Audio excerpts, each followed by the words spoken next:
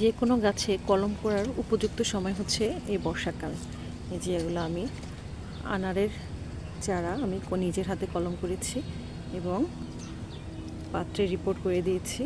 এই যে এগুলো যদিও রাখবো না, ছোট গাছের ফল রাখবো না, এগুলো ফেলে দেব। এই যে আরও বেশ কিছু কলম করে রেখেছি, এগুলো পরে ঠিক করবো। প্রচুর ফল ছিল আলহামদুলিল্লাহ, প্রতিদিনই খাওয়া হয়েছে। যে এটা হচ্ছে থাই আনার, যে সাইজটা,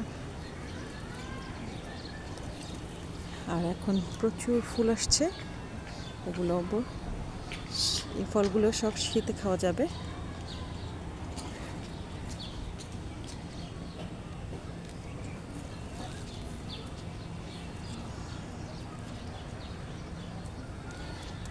এটা হচ্ছে পাকিস্তানি আনারের কলম, আর এটা হচ্ছে থাই আনারের কলম। এই গাছ থেকে করা হয়েছে।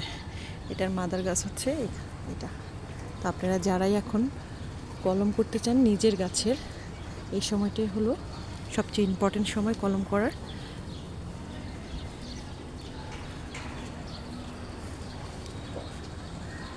আমি কিন্তু আমার প্রত্যেকটা আনারের গাছে কলম করে ফেলেছি আলহামদুলিল্লাহ। কিছু সেট হয়ে গেছে, আর কিছু সেট হতে বাকি আছে।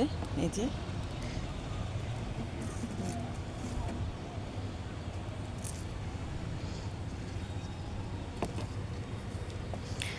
সারা বছর ফলন পাওয়া যায়, আর খেতে তো ভীষণ মজার।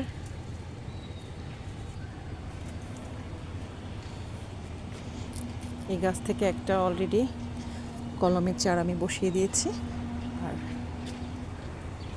আরও কিছু কলম করেছি।